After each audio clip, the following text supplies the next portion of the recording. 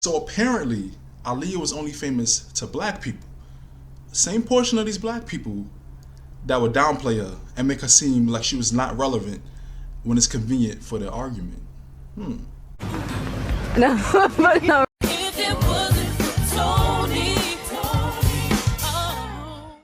What's up, guys? Welcome back to my channel. Thank you for tuning in. I'm coming back with another video, and this is going to be like a 3-in-1. I got so many different things I want to touch on, and I want to show y'all a visual of what I see in these Twitter debates. Instead of me just talking about it, I'm going to show y'all while I read through them, and y'all gonna see what I'm saying. This is gonna be a 3-in-1 video about, oh, Aaliyah only being famous to black people, or being like, oh, you know, only black people really knew her. That's why. Oh, it was a hood classic. The charts don't matter. The charts don't matter. And the whole idea of white acceptance and what does it mean to go mainstream, and oh, a crossover artist, and all of that different things when it comes to Aaliyah, it's kind of muddled because she died at her peak, right? So you have all these different takes and all these different perspectives and all these different people who, oh, at the time, oh, I remember, I was in the streets, oh, she was always on the radio, or she was really popular, oh, Aaliyah was everything. People that would make it seem like Aaliyah was like a 2-hit wonder. She always debuted at number 50 something on the charts. Her album sales were like minuscule, and it's like, for the time being, for that era, with all of the talent and all of the popular music coming out, Aaliyah did very well, especially considering the label she was on. You know, a lot of people think, oh, it's an excuse. That's an excuse. No, it's the truth. If you look at Black Rock Records, ran by her uncle, versus Columbia Records, versus Epic Records, you know, versus LaFace, you know, where TLC sold 10 million albums, yeah, you'll see the difference. It's like night and day. That's why. The thing that really brought upon this conversation and this whole Twitter discussion, and a tweet that went viral, is, you know, there was a discussion about opening tracks and different things, like what's the best opening track. And, you know, one of the Aaliyah fans tweeted about We Need a Resolution and how it was slept on at the time. Y'all know, I always talk about this. Y'all revisit some of my videos, I always talk about how We Need a Resolution, that was a great single, right? A great song, a great music video. But that wasn't like first single material. That was like a third single. You know, you want to come out with the best single for that time, spring, summertime, Rock the Boat, More Than a Woman would have been the perfect choices. But they chose We Need a Resolution, which was a different sound. It had an alternative sound at that time, and the radio didn't really pick it up like that. And even today, you hear the Aaliyah classics that play on the radio, I barely hear We Need a Resolution. You hear Try Again, Rock the Boat, 1 in a Million, 4-Page Letter, Are You That Somebody? You hear Are You That Somebody more than the songs that's out today. But We Need a Resolution, even all this time later, I don't hear. But for some reason, that put Black Twitter in an uproar, and everybody just, Oh my God. everybody was just like up in arms, and oh, y'all wasn't there, y'all too young, da da da da da da. How about I show y'all what I was saying? So we go to the tweet. The original tweet says, what's a great opening track from an album? They quote tweeted it and said, iconic actually, and y'all slept on it. Talking about Aaliyah's We Need a Resolution, right? Over 2.7 million people saw this tweet. And these are just some of the reactions. Let's take a look.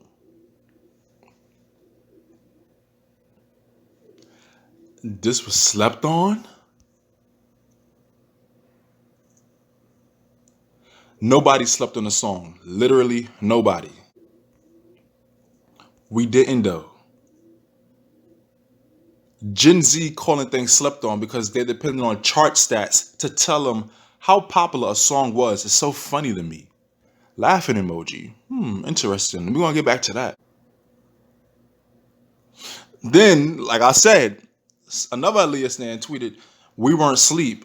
Okay, so where were y'all at when it peaked at number 59 on Billboard? Like, let's be for real. Like, okay, we get it. It was a lot of competition. It was a lot of different music back then. And it was harder to really get a top 10, top 5 with all the great music and all the popular artists. But number 59? Now, you done pissed me off. So, okay, we're going to keep going. Platinum in My House. Oh, look at this. I Love Aaliyah down. but I always disliked the song, LOL.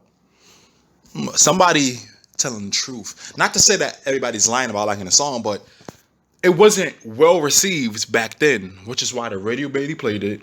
She didn't even feel like singing it live.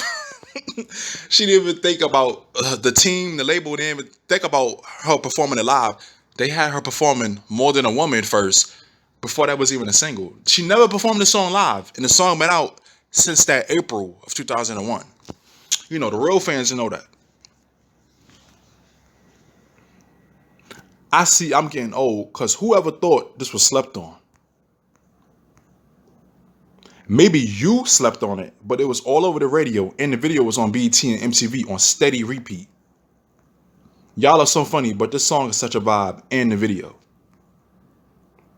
Nobody slept on Aaliyah with Timberland production, I assure you. Well, I gotta go back to this. Everything about this was so ahead of its time. The visuals, the wardrobe, her makeup. Aaliyah was timeless. Oh, thank you.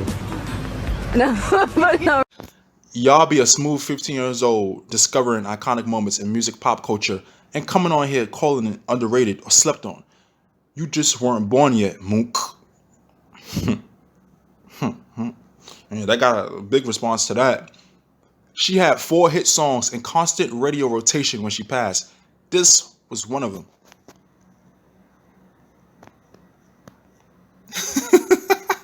Somebody use somebody used my picture as a reaction meme.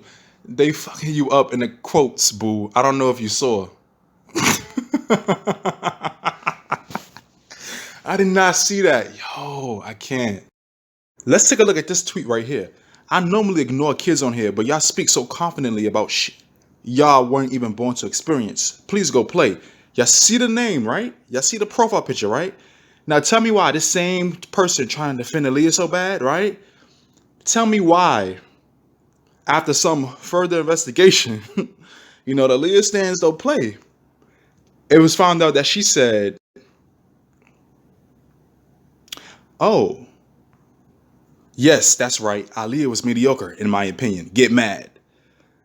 Somebody responded to her, was like, oh, you saying all of this about we need a resolution, but you called Aaliyah what? What was the word? Mediocre. So you see what I'm saying? The flip-flop. Could somebody please make it make sense? Some black people, it's popular now to say how popular we need a resolution was, and oh, she was never slept on. She was never this. Oh, please go play. Oh, you too young. But you was calling her mediocre not too long ago. Shut up! And let's take a look at the actual tweet. And in response, they said, who slept on it? Quote, meanwhile, Billboard Hot 100, number 59, radio songs, number 50, hip-hop R&B single sales, number 32, with the monkey looking like, yeah, chomp chomp. And somebody responded to that by saying, and I gotta give them a round of applause for this. I hate to break it to you, love, but Billboard stats and Wikipedia pages are not gonna encapsulate how the music was received in the streets in real time by those of us who were the key demo. Don't mistake us being broke for us sleeping on it. You're way off on this one. And it's a lot of things where I see a lot of people saying like, okay, certain music, the Teeny Boppy music was all over the charts, and you had the Teeny Boppy fans going to buy it in droves and dozens and thousands, right? But for Aaliyah, I've seen people saying that they would get it off Napster and make the bootleg CDs, so that wasn't contributing to her sales. The sales that Blackground wasn't trying to, make the most of and capitalize off of. And somebody else said, Billboard, this song went triple platinum in every club, every barbecue, every block, and every black wedding reception. Now, I was young at the time. Those of y'all that were teenagers, older in 2001, was We Need a Resolution, the Aaliyah song that was played in every club, every barbecue, every cookout? I know about Try Again, Are You That Somebody, Rock the Boat. But was We Need a Resolution that Aaliyah song played at every club and barbecue? Somebody please let me know. I think you trying me? I think you really trying to fuck with me? Capitalism doesn't determine what art was revered and what art was ignored. Okay. Stan Twitter has got to let these chart stats go, especially from back then. Things work very differently, and they aren't a measure of an artist's successes. And I say this all the time, but it's easy to say this now. But when the conversation is against Brandy or Monica or Beyonce or Destiny's Child, it's they were outselling her, they were outselling her, they were outselling her. But now it's, oh, the charts don't matter. That don't matter. We still love this in the hood. This is a hood classic. Black people loved it. White people didn't. It don't matter. We still love Aaliyah. This was popular. This went 3 times platinum in my household. Oh my God. Interesting.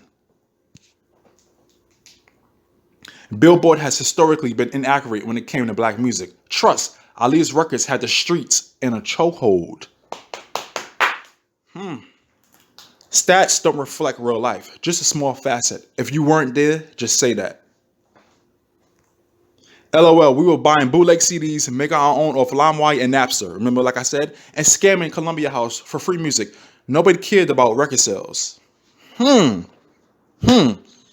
What's your take on that? Rankings don't equate to us and what we love and still go up for because the Red Album arrays platinum in my house. You ever heard of platinum in the streets? Not every iconic record did good on the charts, but that don't mean it's less legendary or people didn't catch its greatness. I gotta agree with that, but I'm gonna talk about this as a whole. How high did it chart on Napster, LimeWire, and BearShare? Because that's how we got it. LOL, we were not sleeping on the song. Some people did sleep on Aaliyah until she died. I'll agree with that. Okay, fair enough.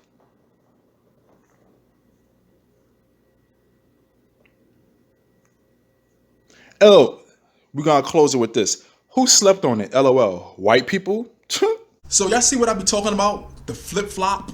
How people, that same, like I told you, that girl, she was so, like, it was the trend. She saw it was popular to defend Aaliyah now. Like, okay, like, people use Aaliyah's name in cultural relevance, and they talk about her in a way where it's popular at the time. You know, it was popular to defend her in We Need a Resolution and how big of a song it was. That was a song of the summer. This went triple platinum in my household. This was played at the hood barbecues, right? This was played in every club. But then you look at the stats, and it's a thing where how serious do y'all take the chart stats? Because let's be honest, Billboard is a major indicator of how well a song does, but that doesn't mean, you know, like some people were saying, that doesn't mean that that's the end all be all, you know? Like that's the whole charcuterie of what it means to have a hit. Even if the radio doesn't play it out like that, or you know, we might have a popular music video that does well, but then there's many songs I can attest where you remember from childhood or you remember from your high school days or back in the day, and you know, out of curiosity, you might look it up on Wikipedia and you see it went to number 32 on the charts. It didn't even crack the Hot 100. It didn't even crack the top 50, and you'd be like, this song, like you remember certain songs that were so well loved, so well received, and you're like, damn, that only went to number 42? Damn, it didn't even crack the top 20? But politics, music politics, the chart, eligibility, a lot of different things were different back then. And it's this whole idea of like, okay, Aaliyah only being famous with black people. And I'm like, I already told y'all about that in one of my last videos about everybody that's watching this video. What did y'all take on Aaliyah only being famous to black people? Like, you know, some white people might know her here and there. Some people internationally might know her here and there. But she was like a black artist, you know, because you remember the Grammys. She got nominated for Try Again. They tried to nominate that for Best R&B Vocal Performance. And it's like, you really listen to Try Again, it's not really R&B. That was like a pop record. And I talk about this, what is pop music, popular music? That can be many different things, but they tried to say R&B, R&B, R&B because she was a black artist when it's like, Try Again was a pop song. No, but no. Because personally for me, I'm not the one to care about charts. Of course, with Stan Twitter and trying to decide who was popular and who's doing better and who sold more, that's going to come into play about album sales and chart positions and Aaliyah only had one number one and it was Try Again, and it was because, and you think about it, because the radio played Try Again so much, that's why that song went number one. Because Barry Henderson, her uncle from Blackground, he didn't even release it properly. But Billboard had changed their rules within a time span to where it got so much radio play, it shot straight to number one. but it was only able to stay for 1 week because it wasn't released as a single. So there's so many different facets with Aaliyah's career that I always discuss, that some people, it's easy to just, oh my God, she didn't sell that well. This one was outselling her. Oh, her album didn't do that well until she passed. Oh, all these different narratives and all these different things. And you even find articles where people, oh, after her death, the album skyrocketed. And it's like, yeah, because in a way, her death ended up being more promotion that she even had an album, because Blackground wasn't really. You think you know, you have no idea. I gotta add that these be the same black people, some of them that were so confused on Aaliyah getting a movie back in the day. Remember when Lifetime made the Aaliyah movie? I made a video about that. They were so confused. Oh, why she deserve a movie? She don't deserve a movie. What's so special about her? She gotta get her own movie. But we'll watch the Selena movie every time it come on VH1. Watch the whole Selena series, part 1 and part 2. But they confused about Aaliyah getting a movie. And then they want to defend her now. You know, and that's saying, I'm not generalizing, but the hypocrisy is off the charts. We'll talk about what's off the charts, the hypocrisy. I mean, let's be honest. Let's be honest. But like I said, what is your take on that? And what is your whole take on the idea of white acceptance, and what does it mean to be a crossover artist and be mainstream? Like I said, Aaliyah was well on her way to becoming a huge artist. I'm not saying that she was on like a Michael Jackson level or a Madonna level, but to be 7 years in her career, starting at 14, being 22 at that time, being in 2001, she was at her peak. She was in doing these movie roles, brand deals. MTV had her hosting TRL. She had her own MTV specials every other year. Aaliyah was, in my opinion, mainstream. And anybody watching this, whether you're in America, you're in another country, what is your take on Aaliyah only being famous to black people? Do y'all agree with that? I don't. I already showed y'all. But I'm just saying, what is your take on the whole idea that, oh, Aaliyah was only famous to black people, or white people didn't accept it, oh, white people didn't like this song, that's why I didn't go top 10. That's the whole idea with Aaliyah. And other artists, you'll see like Brandy and Monica and a lot of different artists that's R&B, you know, black artists, they fall into that category of, oh, white people, white America didn't really accept them or take to them.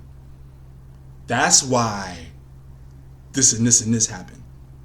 What is y'all take on that? Please, guys, I cannot wait to get this discussion started. Let's talk about this down below in the comments. I'm pretty sure it's going to be a lot of interesting takes, and I really want to hear, like, internationally, like, how well known is Aaliyah in your country, in your state, in your area? You know, generations, different countries, different races, different ethnicities. Like, how well do y'all take Aaliyah to be known even now, all these years later? Or even back then, how well was Aaliyah known? For all of y'all that's old enough to remember, how well is Aaliyah known in a general aspect? You know? Let's talk about this down below. I can't wait to read y'all comments and engage with y'all. Please don't forget to comment, like, subscribe, and hit the notification bell. Thank you for watching and listening. I'll see y'all in the next video.